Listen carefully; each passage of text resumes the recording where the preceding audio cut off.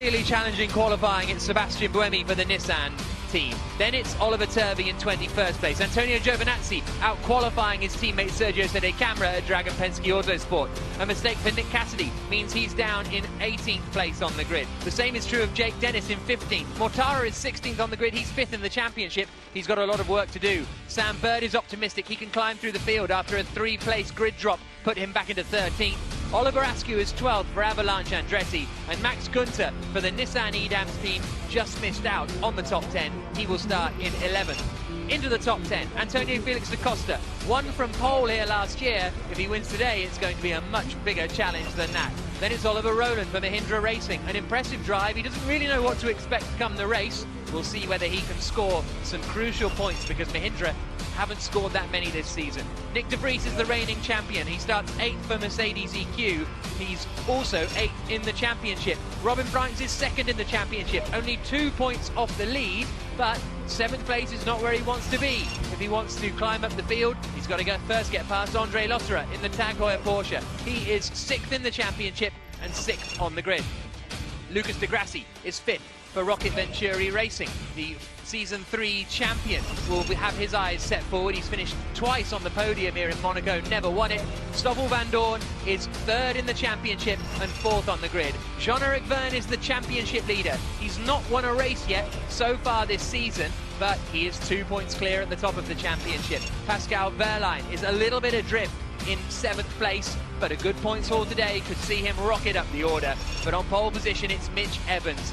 He had only scored 1 point coming into the previous round in Rome. He won both races there, pole position here, and all of a sudden, he's just 6 points from the championship lead, 4th in the standings. And it's a big, big race for him and Jaguar today, Dario.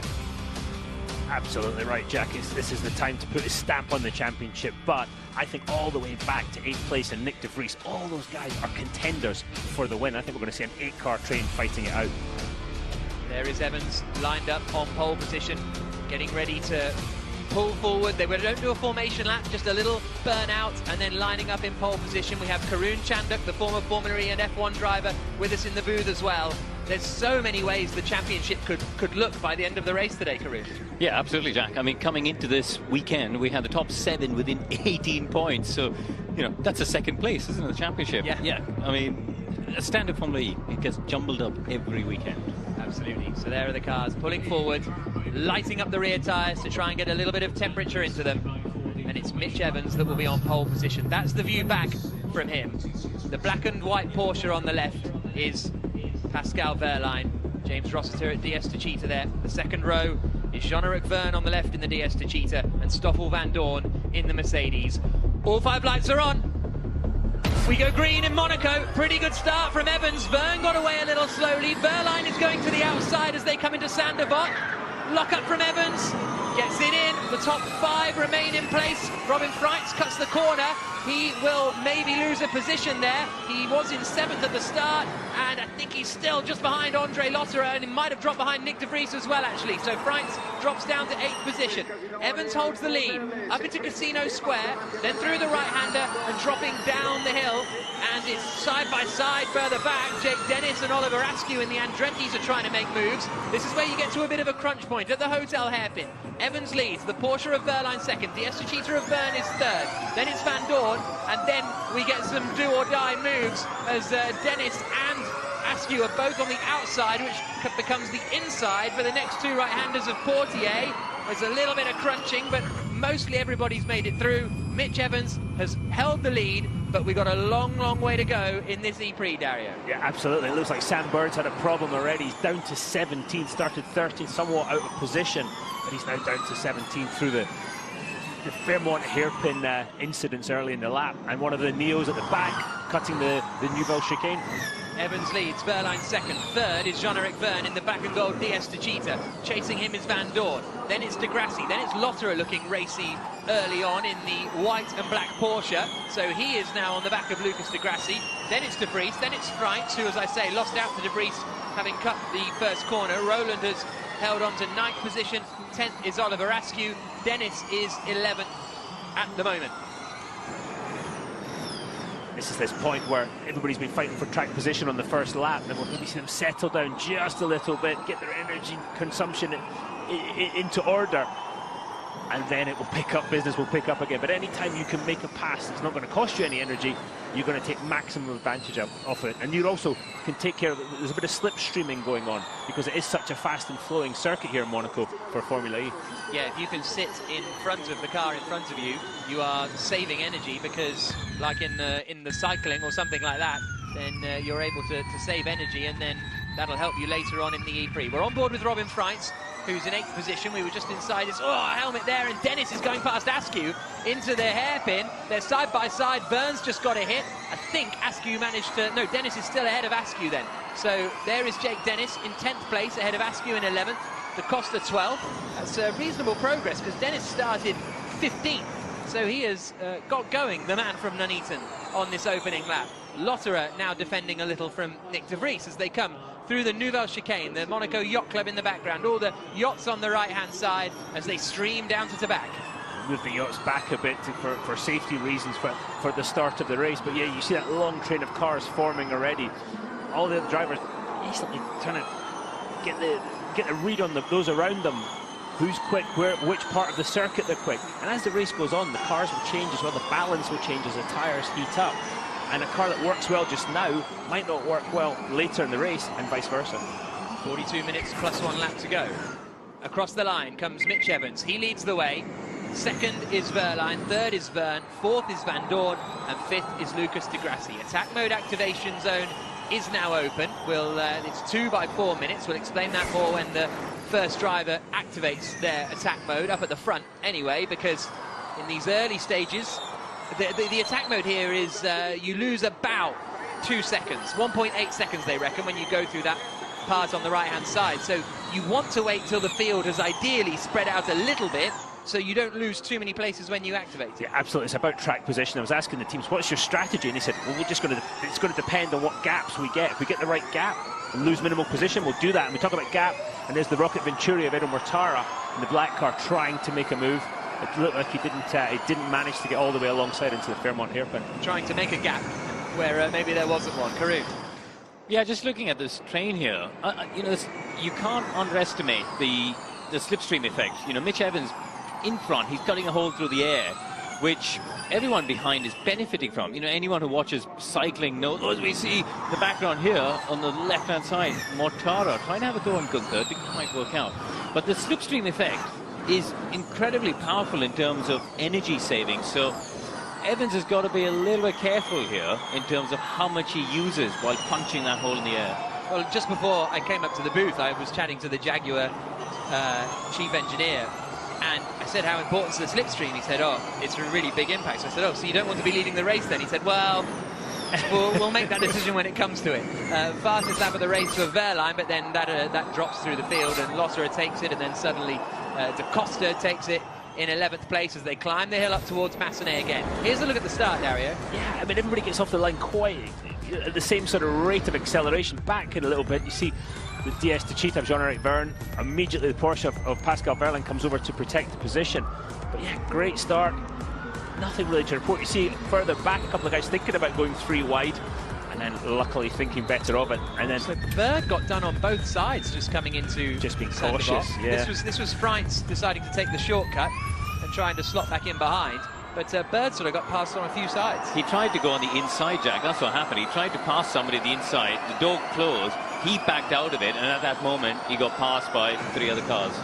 Yeah, if you can do the outside in the first corner, great. But when it becomes 3 wide, you can see some of the guys backing out, and discretion being definitely the better part of valor at that point. You see the leader of the race, Pascal Wehrlein, all over Mitch Evans, and he's just going to be quite happy at this point if you're Pascal Wehrlein, I think. So Nick Cassidy, as they flash through the barriers between them at Tabac and then into the swimming pool. Oh, that's cool. Yeah. And you've got to be pinpoint accurate going through there. So Nick Cassidy's taken his attack mode. He's 19th on the track. He's got to go to the outside of Casino Square. There's 3 centres in the circuit that he's got to cross.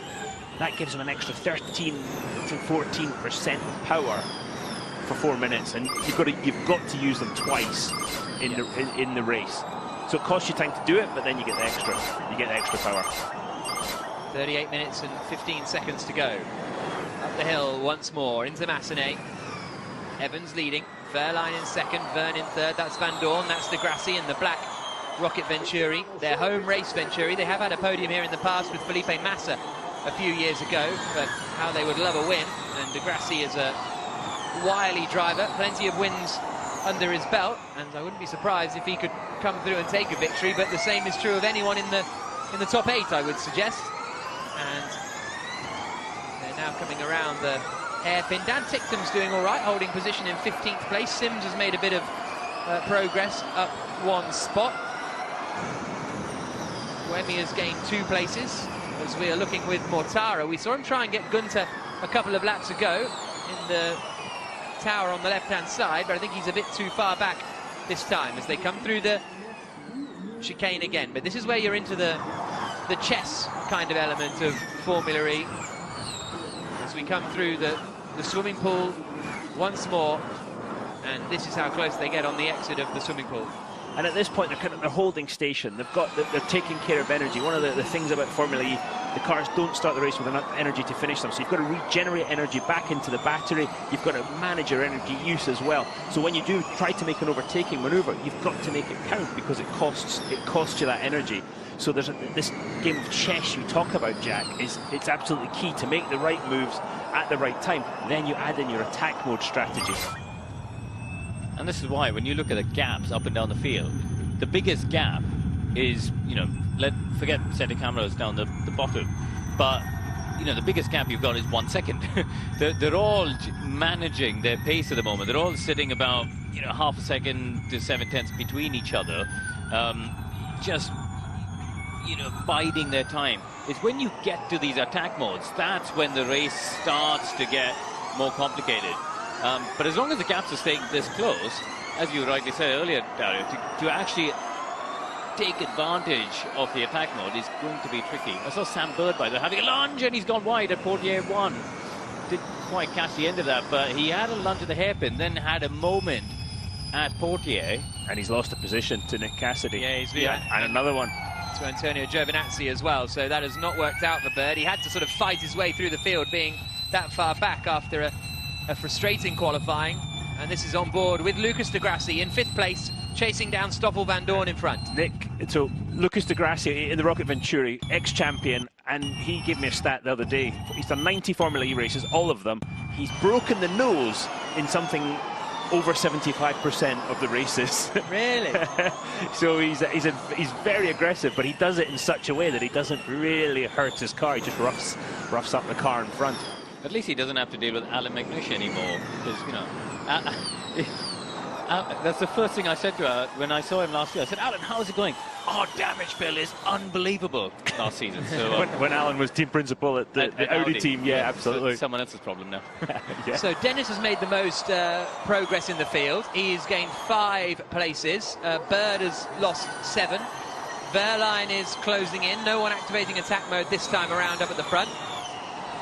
Verline is still sitting there, just less than half a second behind Mitch Evans. Ticktum took his attack mode in 15th place. And here we go on board with Verline. I think this camera is right in the nose of the car, of the Porsche of Pascal Verline. Through the tunnel now. It almost looks like Mitch Evans is defending a little bit, just getting wide. Heavily on the brakes when he steeply downhill, a little bit of bumps there.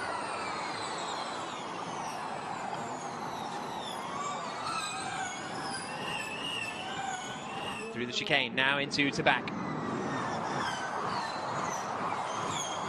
I think Verline's looking quite clever here. I think he's really waiting for his moment. So if you're Mitch Evans, though, do you play the opposite game and almost back off and allow Verline to go past so then you can follow him? But I guess the problem with that is you go too far down the field, you lose track position, you cannot make that up later in the race. I think Mitch has got control of the race, hasn't he? You know, he can dictate the pace, so he goes slower and slower, or as slow as he wants, backs them all up, And then when he thinks he's going to get attack mode, he can go for it and try and catch him by surprise. That's the game he's got to play. Absolutely. There's two things going on here. We haven't seen the energy usage figures yet, and we also don't know. It's a timed race. We don't know how many laps it's going to be. So Mitch has got control of that right now, and if he makes the race 1 lap longer, he can make things very, very difficult for those cars around him. Nobody taking attack mode this time around. There goes Da Costa then. So Antonio Felix Da Costa activates, so does Max Gunther. Da Costa was a little far back in the field, 11th place, but he had, I think, enough of a gap, did he, to Askew. He lost one to Askew, he lost one place to Askew, and that's it. You get attack mode twice during the race, and it's a 13% power boost for 4 minutes. You have to use it twice during the race. You can't activate it under the safety car, and you have to use it all up by the end of the Éprix. So the top 11, none of them have used their attack mode just yet. As we come down into the Nouvelle Chicane, through the left and the right, and there is Sam Bird, and he has got some kind of damage or something, I think, Sam Bird, because he is dropping now back behind Sete Camara and Turvey. So looks like the race might be over for Sam Bird. Evans the race leader, Verline, Byrne, Van Dorn, De Grassi flashing through the wall as close as you like. And we say that, you know, the guys are taking it a bit easy right now, but they've got to be absolutely millimetre accurate, and they're trying to carry as much momentum through the corners as possible. That's the way to use as little energy as possible and keep the speed up. Mega pace, mega efficiency. Your apexes are better than Pascal's. Keep doing what you're doing.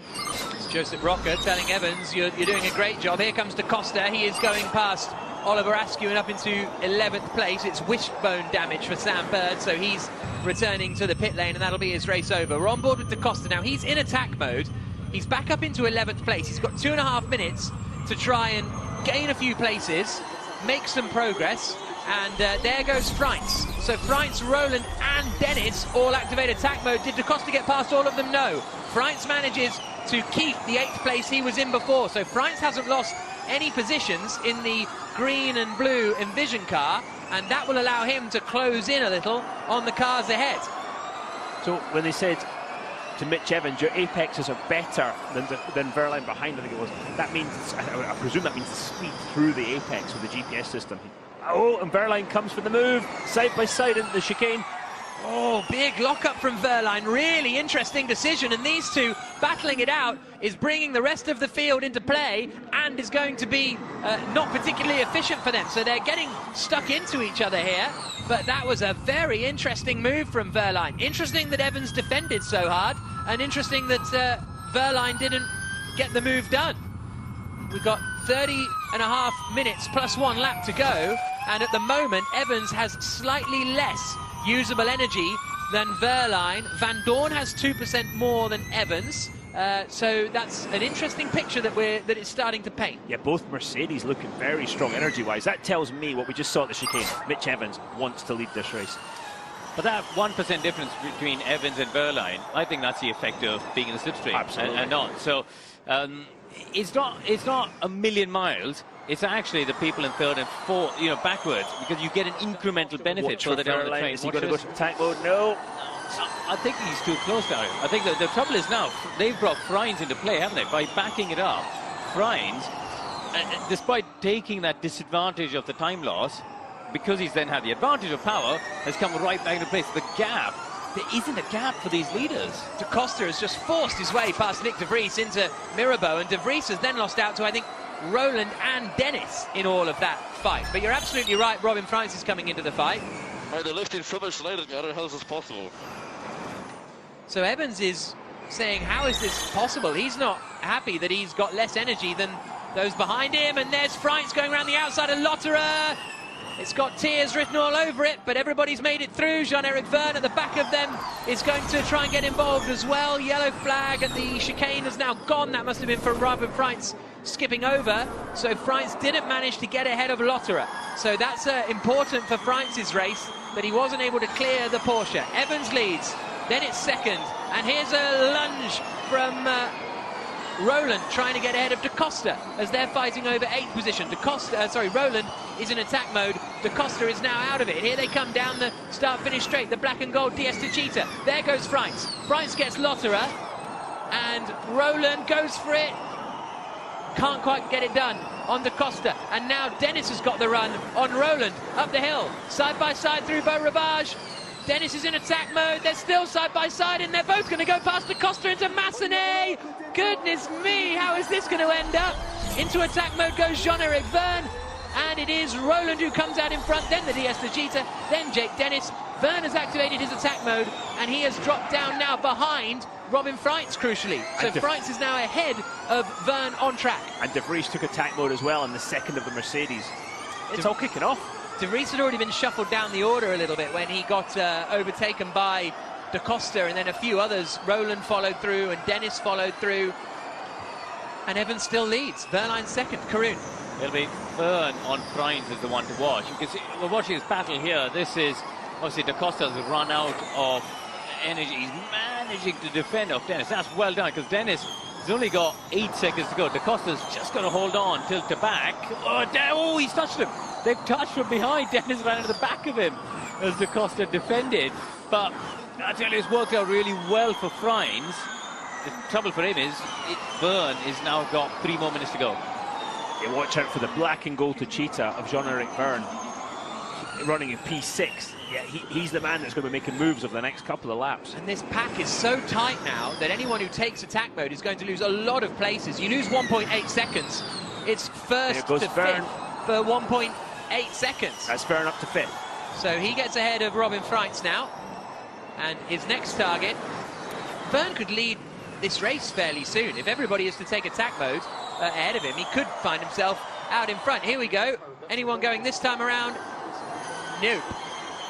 There's starting to be a gap appearing here, and that's what Lotterer has just seized to come out behind Roland. So he only lost 1 place, Andre Lotterer, but everybody is really stacking up behind Mitch Evans, and he lost the race here on the last lap because he didn't have enough energy at the end, and so that is going to be playing on his mind, I'm certain. We're on board with Jean-Eric Vergne in attack mode in 5th place. De Grassi is his next target, just ahead. Watch the speed advantage that he has, and watch how Lucas De Grassi tries to defend from him to try and avoid this pass, but with 13% more power. And there he goes, Jean-Eric Vergne, textbook overtaking manoeuvre. Vergne makes it through, so Jean-Eric Vergne up into 4th place now. The top 3 ahead of him, Evans, Verline, Van Dorn, as they were at the start, but now Jean-Eric Vergne is bringing himself into play. And he's only 1.2 seconds back from the race leader. Up into La Rascasse. Once more, Karun.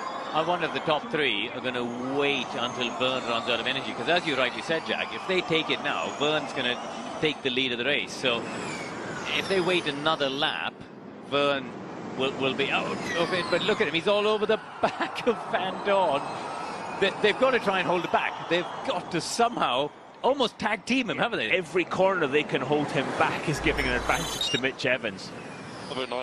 We push and attack now. Watch for the leader going for attack mode. So Evans is going to go through attack mode here, keeps to the right-hand side. Into the lead goes Pascal Verline. Van Dorn follows through, as does Lucas De Grassi. All of a sudden, Jean-Eric Vergne is in 2nd place and in attack mode, but he's only got 40 seconds left, so he's got track position now, but he is not going to have the extra power that the other cars do around him. We're almost at half race distance already.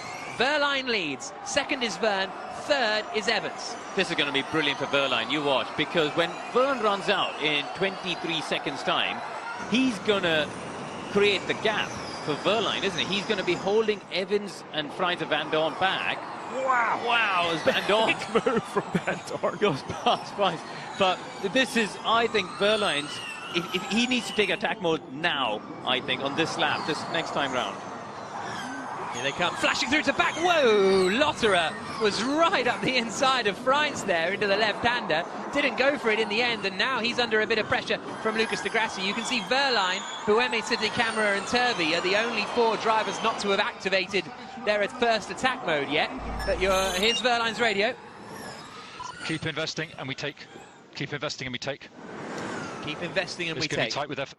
I think that means attack mode this lap. Yeah, investing in your future energy is the way they seem to be phrasing it, and they said it's going to be tight with Evans. So where is Verline going to come out with regards to Mitch Evans? Evans is getting a little held up here behind Jean-Eric Vergne, so that's going to compromise him.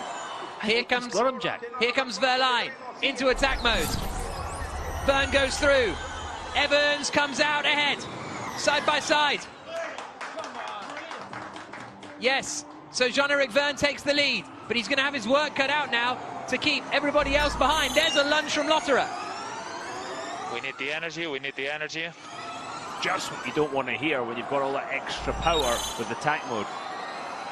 2 minutes of energy attack mode remaining for Evans. Lotterer did get ahead of Freins, so he shuffled up the order, and now he's shuffling back down just as quickly as he shuffled up. And there is Evans losing out to Pascal Verline there. They're really short on energy here, the Jaguar team, as Evans now drops down to third. Here's Evans' radio. Well, they're lifting so much later than me. They're lifting so much later than me, he says, because look, he's got 2% less than those around him. Now, that's obviously a marginal difference, but once you get to, we're only halfway through the race, once you get to 4% difference, that's about a lap. Yeah, and you can hear in Mitch Evans' voice, high-pitched, he's just not happy. And that energy usage could just be the balance of the car isn't right. Maybe the front of the car is sliding a little bit more than he would like. You see Jean-Eric Verne defending from Pascal Verline into Sandevaux. And Evans right there as well. Now he's going to try and take advantage of that slipstream and get his energy numbers back up. Here comes the battle for the lead. Verline wants to get ahead of Verne as quickly as possible. But Verne drives in the middle of the road all the way up the hill. Evans is involved in the fight too. Then behind Evans in the Jaguar, you've got the silver Mercedes of Stoffel Vandoorne, the black Venturi of Lucas de Grassi. How hard is Verne going to fight to keep Verline behind? Verne's doing a stellar job. I mean, he's holding them back a lot longer than I expected. I thought they would have, at least one or two would have got past by now. Evans behind us, 35 seconds remaining. Just be aware through turn 10. You can hear Verline's breathing on the radio. Here we go, down towards the chicane. Verne, is he going to cover the inside? He does. Verline to the outside, takes the lead of the MonacoEprix. Vandoorne is also up into third place in the silver Mercedes. So the Porsche of Verline now leads. Second is the DS Chitita of Jean-Eric Verne. Third is the silver Mercedes of Stoffel Vandoorne. Then it's the Jaguar of Mitch Evans. And arm fan boost.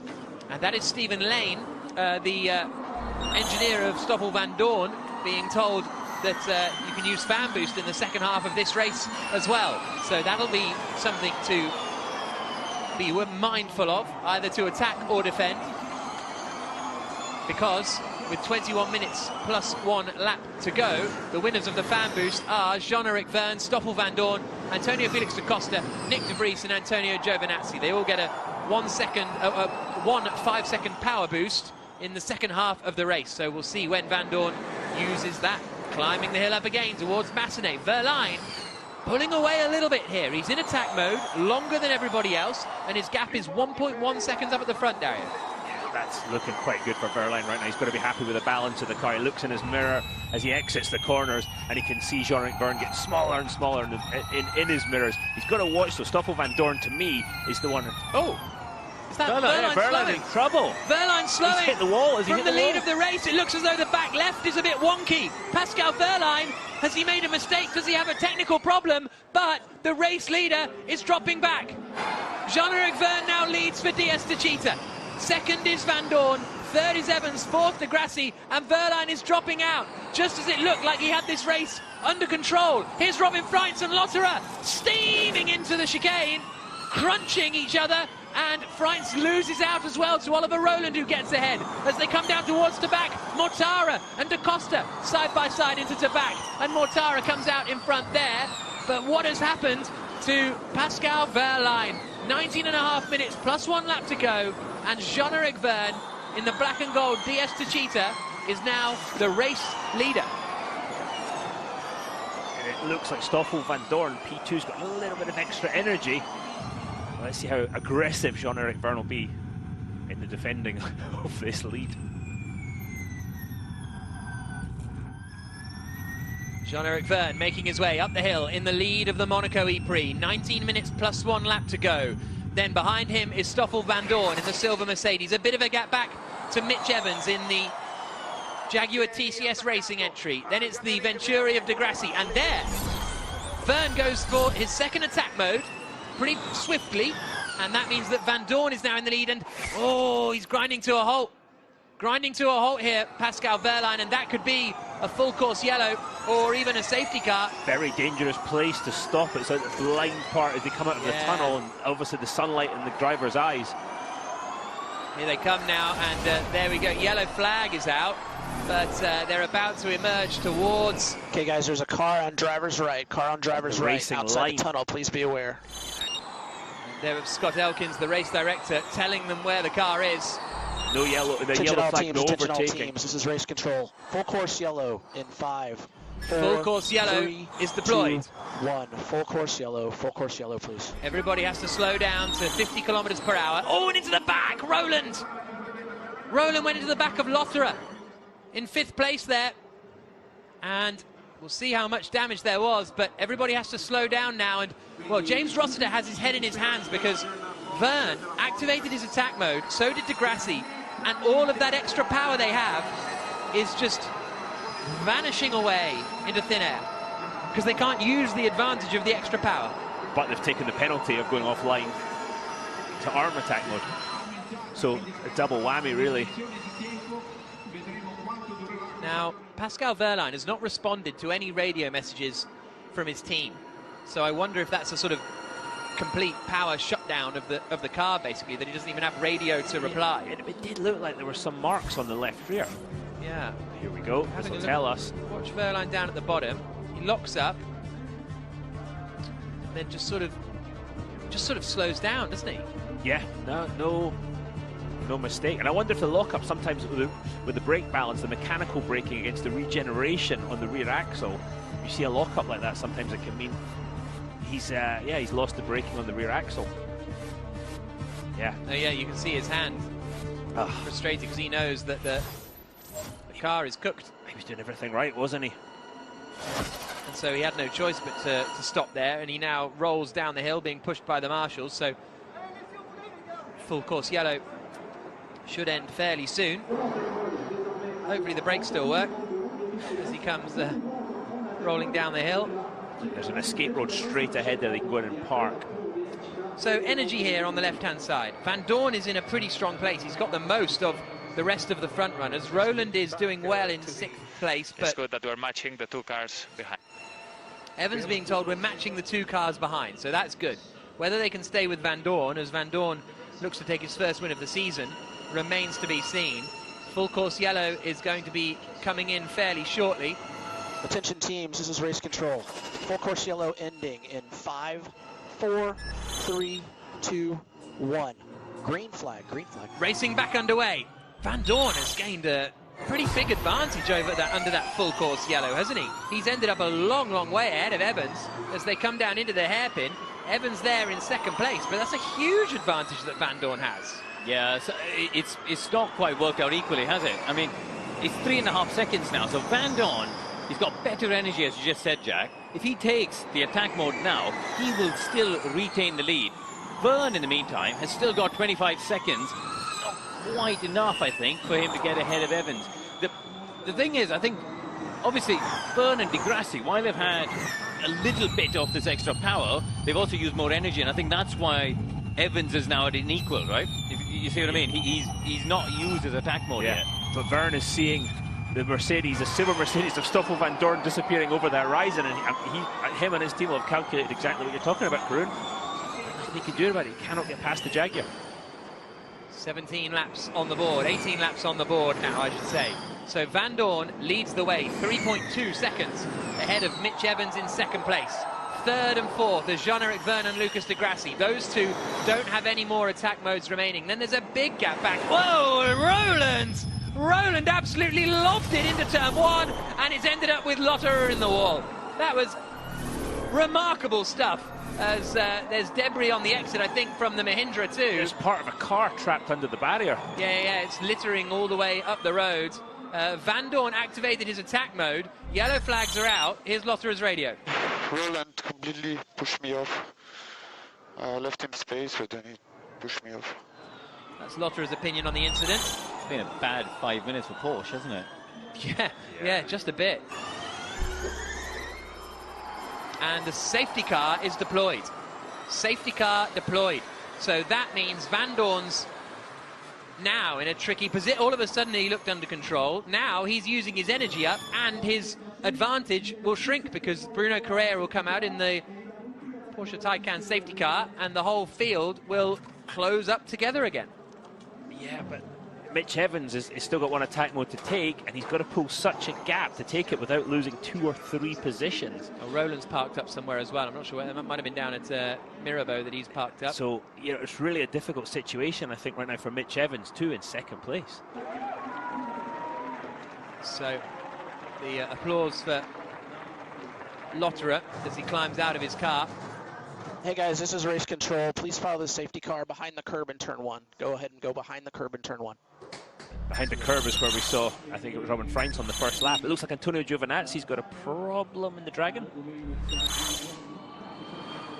I think he's just making his way to the back of the safety car. They pulled Lotterer's car out of the Tech Pro at turn 1.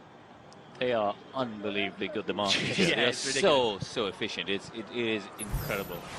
Here we go. So I think this was just full send from Roland. Well, he was there. It was a legitimate move. But then lost it. Oh, just a little touch.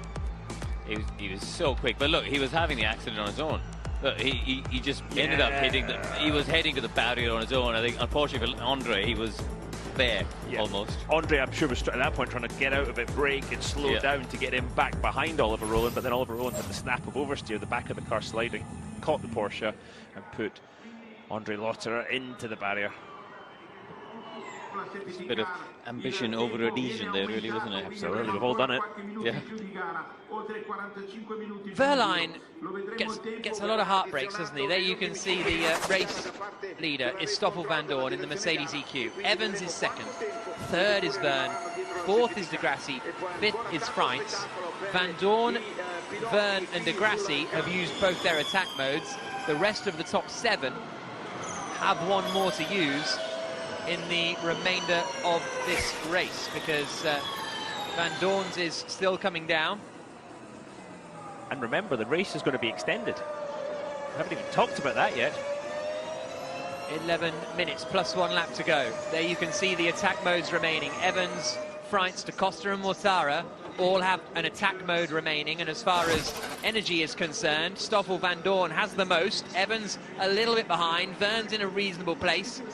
And Gunther is one driver who has considerably less, down in 8th position, as both Porsches now out of the race. And Oliver Turvey, P18, has got 44%. It's a massive amount. That's got to make up a massive amount of time. People start getting energy trouble. Watch out for Oliver Turvey in the Neo. Yeah, absolutely. He's got an awful lot of energy. It's how he managed to gain his way up the order so well in Rome a couple of weeks ago. The safety car will be coming in soon, and then we'll be getting racing back underway. Gunther's only got 36% though, conversely, and he's in the points, so he could be in trouble towards the end of this race. 10 minutes plus 1 lap to go behind the safety car. The field is now bunched up. There's still a lot to shake out though in this remaining 10 minutes plus 1 lap. Safety car coming in this lap. So the field gets backed up, and when does Stoffel Vandoorne decide to go? There's quite a big gap back from Verne to Degrassi. Degrassi immediately closes it. Vandoorne trying to get some temperature. The final closing stages of this already intense MonacoEprix. Green flag, green flag. About to resume. And there goes Vandoorne. Vandoorne gets going into Anthony Nogues, and the race resumes. He's got a pretty decent getaway here. If it stays like this, Vandoorne would move to the lead of the championship, so that is a lot of incentive to stay in front. Evans behind him, Verne in third, Degrassi fourth, Freins fifth, DaCosta sixth. But the trouble is, or the question is for the likes of Evans, when do you activate your second attack mode? Because he's actually got a reasonable gap here. If he did it now, he might only lose out to Jean-Eric Verne. Is he going? Oh, I thought he was going there. Freins. Interesting, listening on board with Stoffel Vandoorne. He didn't really do any lifting and coasting into the first corner. You see Robin Freins fighting to regain track position, having gone offline to take his attack mode. There's a lunge from Cassidy, forcing his way past Nick de Vries. And you can see that he just couldn't get enough lock-in to make it round the Fairmont hairpin without running out wide. So Frines has lost 2 places by taking out attack mode, hasn't he? So how far up can he get? I mean, behind him, oh sorry, immediately in front of him, both Da Costa and Mortara still need to take theirs. Does he try and pass them on track? Because that's got to be critical if he wants to get on the back of the grassy burn battle. Frines started in 8th place. He is now running in 7th place as he charges on the back of Eduardo Mortara. Here they come flashing through the swimming pool. Mortara took a lot of curve there, but he managed to keep it all together as they now come up into Ras Kass. Where's Frines going to find the room? We're on board here. Coming down the start-finish straight, in driver's eye. Fastest lap of the race set by Stoffel Van Dorn, so he's pushing. Frines to the outside of Mortara. Da Costa using his fan boost, but that didn't really close him in much on Lucas de Grassi as they climb up the hill now. Is this the lap? Evans has got a fairly decent gap from Jean-Eric Vergne. Is he feeling brave enough to take attack mode? No, still not. They left it very late in the day as Da Costa and Mortara activate their attack mode. They're now behind Frines. Frines has got to try and make his way up the order. Gunther is defending from Mortara because Gunther is now up into 7th place in the Nissan in what's a fairly strong drive. But he's got no energy. Yeah. Gunther has no energy compared to those around him, Jack. He was pretty robust in getting past Mortara there, by the way. Mortara went to the outside and Gunther just came and gave him a little love tap as they came down the hill. On board with Vergne. Into the Nouvelle chicane. Chasing down Mitch Evans ahead. De Grassi right behind him and Frines right behind them. Frines has got to use this next lap, basically, is all he's going to have to use his attack mode to try and get past the 2 drivers ahead of him, Vergne and De Grassi, who are yet to use, or who have used both of theirs. I think Evans has made a mistake there. I think Dario spotted that gap a couple laps ago. I feel like they've missed that advantage a little bit. Here comes Frines on the back of De Grassi, down towards Sainte-Devote. De Grassi to the inside, Frines can't find the way through. Now up the hill. He's got a good run out of Sainte-Devote. Let's see how brave he's going to be up the hill through Beau Rivage. Here we go. Very brave and very through. Oh, look at the car dancing on the brakes. Mitch Evans goes into attack mode from 2nd place. Is he going to come out in ahead of Frines? It's going to be very close. No, Frines has the inside. So Frines now all of a sudden is up into 3rd position.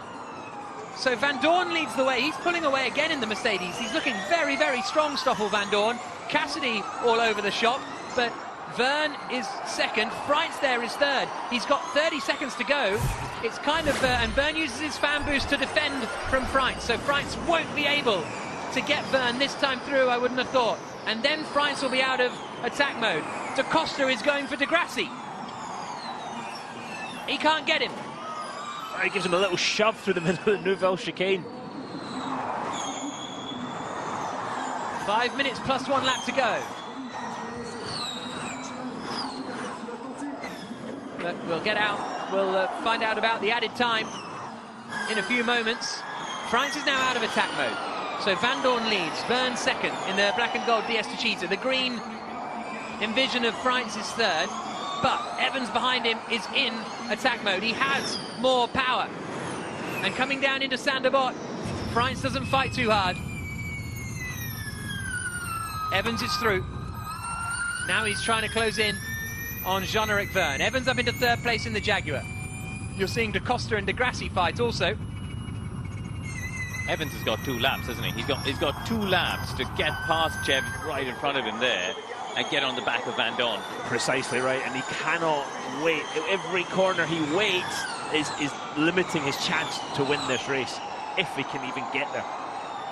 Everybody has now used their 2nd attack mode, bar Sergio, and Sergio said the camera activates it now. So everybody has now used their 2nd attack mode. Now we find out how much added time we have to go in this race. And it is 4.5 minutes. 4.5 minutes of added time. Here comes Evans to the outside of Verne. Verne's fighting to keep the place. So there's the attack modes remaining, there's the energy remaining. Van Dorn, Verne and Evans all pretty similar. Evans 1 minute 45 remaining. Currently same energy. Oh. Big slide from Verne. He's working hard to try and keep Evans behind. So when the clock ticks down to 0, that's when the added time will begin. So we've got, what, 7 and a bit minutes so far, plus 1 lap remaining in this race. What's going to happen here? Verne hugs the inside. Evans to the outside. Can Verne hold him off? No, Evans gets through. Evans around the outside. He's now got a minute of extra power to try and close in on Stoffel Van Dorn ahead. Good job, good job. Now is efficiency. Copy. That's what you don't want to hear. Efficiency, that means you've got to save energy. He wants to be closing the gap to Stoffel Van Dorn. This is Monaco. He wants the winner's trophy. I don't understand that either, because they've all got the same. The top 3 have all got the same. So why not let him make use of this next 43 seconds, then save, right? Try and get on the back of the Mercedes and put some pressure on them. Yeah, I wonder, under attack mode, is he using more energy, you know, per 100 meters or whatever than Stoffel Van Dorn?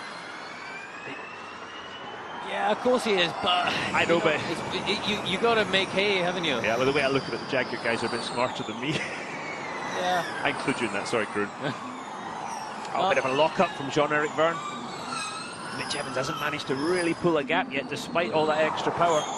Da Costa is the driver who's made the most progress in this race. France has gone from 7th to 4th so far. Da Costa started 10th and is now very much running in the front pack. Everyone's attack mode is done now. Well, Sede Camera's got a minute and a half, but then everybody will be out of attack mode. Here we go, up into Anthony Noves again. And lap times this time around. Van Dorn's lead is 1.8 seconds to Van Dorn behind him.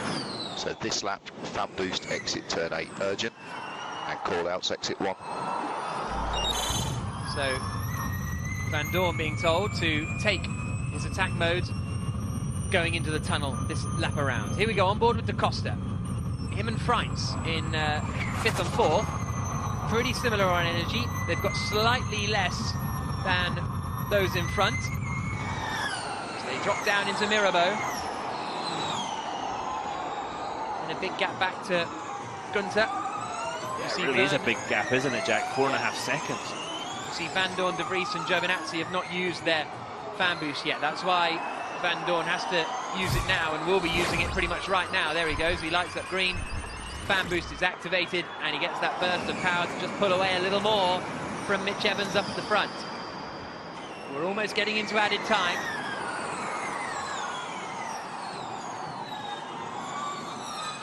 It's a very good race for Van Dorn, really, isn't it? From 4th on the grid. Okay, the safety car came at the wrong time for Chev, but you know, Van Dorn got the safety car on his attack mode as well, actually, so it kind of evened out, and I think he's driven a very, very smart race here so far.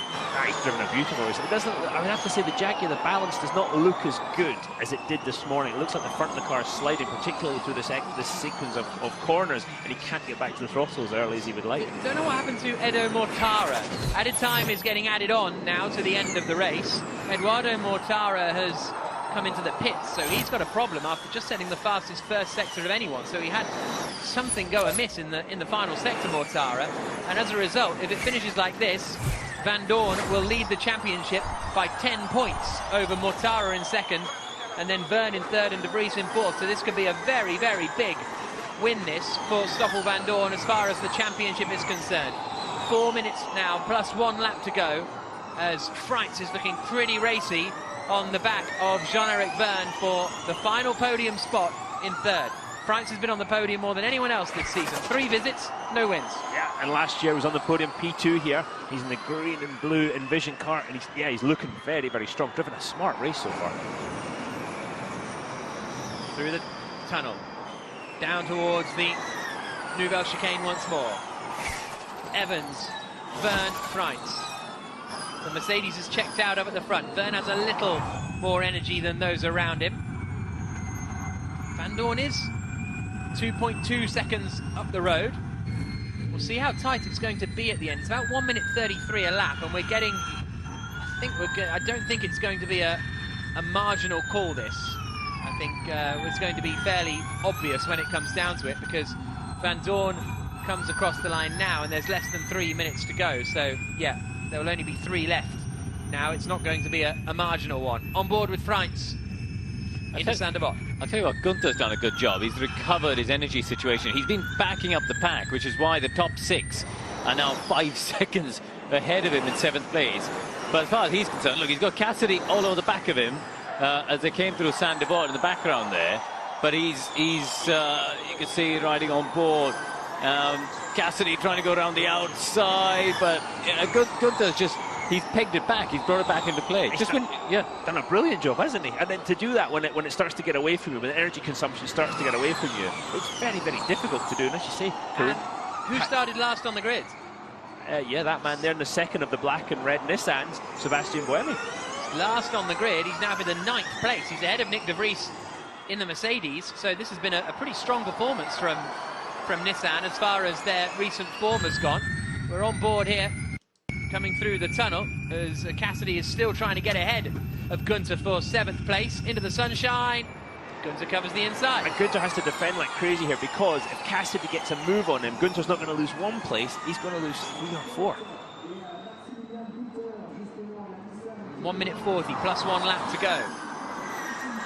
Van Dorn will be coming across the line in a moment to start what will be the penultimate lap of the race. So he'll come across the line next time, it'll be down to 0, so then it'll just be 1 lap after that. 2 to go in the MonacoEprix.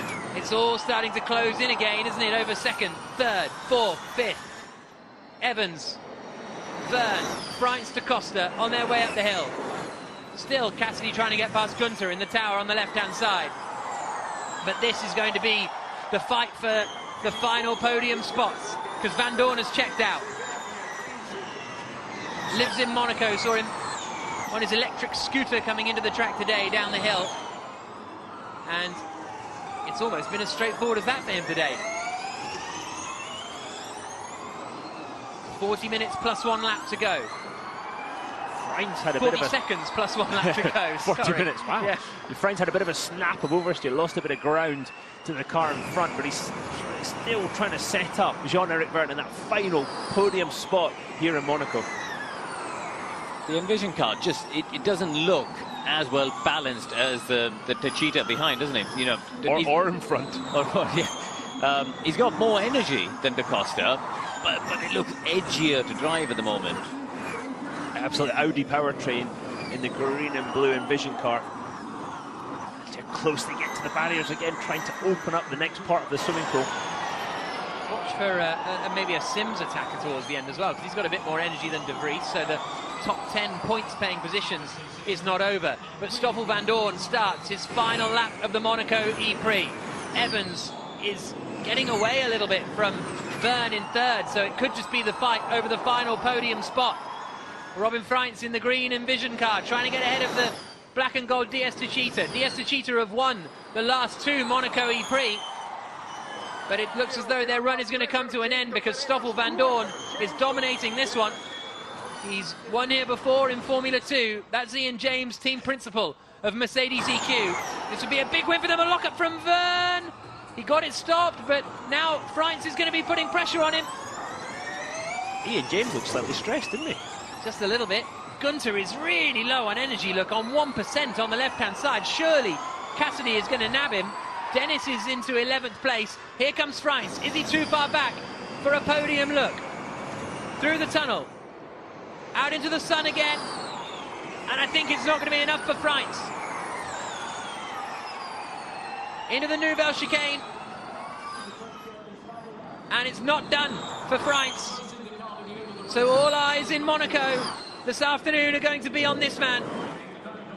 3rd in the championship coming into this weekend. Yet to win a race so far this season.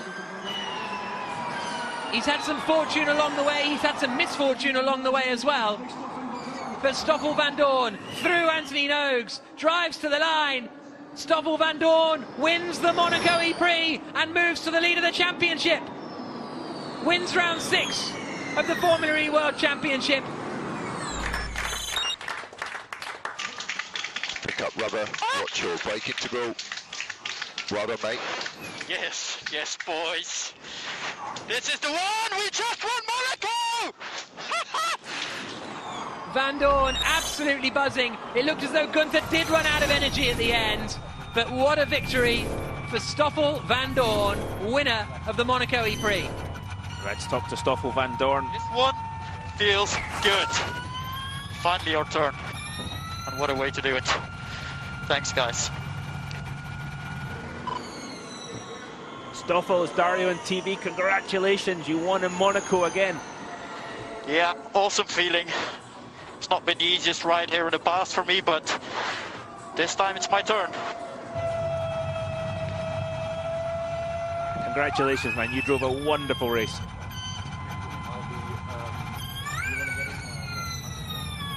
Superb performance from Stoffel Vandoorne. Lighting up the rears as he goes around. And there was some fascinating... I finished first. Yeah, I think that's what he was saying. Yeah, great work from Vandoorne. No doubt about that. Evans now making his way back down. He had a pole to second. I think there'll be disappointment there for Evans, but 2 wins and a second in the last 3 races is good championship performance, right? Oh, it's incredible, right? But he wants that Monaco win. He was 3rd last year, having led a lot of the race. He led a lot of the race today. He wants that Monaco win, but this is fantastic for his championship, as it is for that man. Stoffel Vandoorne can't take anything away from Stoffel Vandoorne and the Mercedes EQ team today. That was just a, mighty performance. Vandoorne taking the win. Evans in 2nd, Byrne 3rd, Freitz in 4th, 5th for Da Costa, 6th for Lucas de Grassi. Cassidy did get up into 7th place, Buemi 8th, Dennis 9th, De Vries 10th, Sims and Ticktum in 11th and 12th position as Vandoorne receives the applause on his way back to the podium.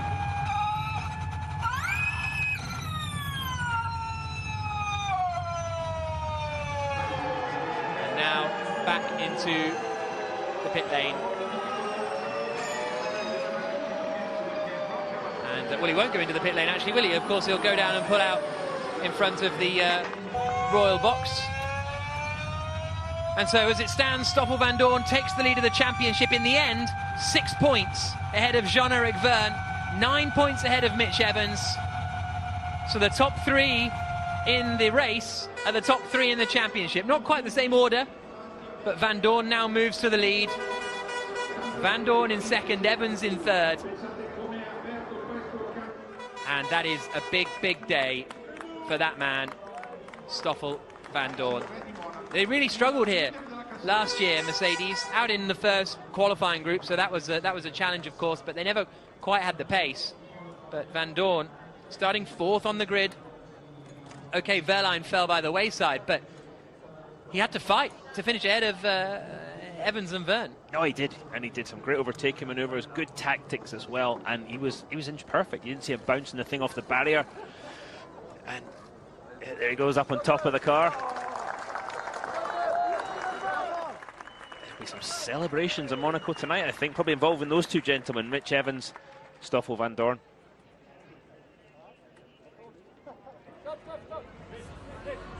Those 2, I would describe them as decent chums, Vandoorne and Evans. Everybody wants a picture. I think he's quite happy to give them it.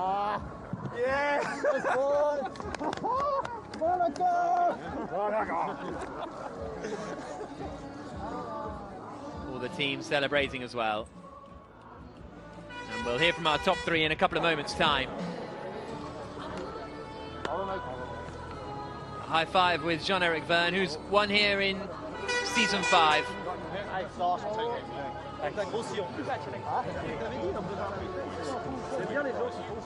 And good points is the message to Mitch Evans.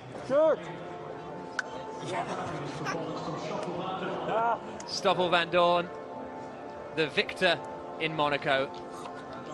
A tremendous drive, and he will be on the podium, and we'll be hearing from him in just a few moments' time.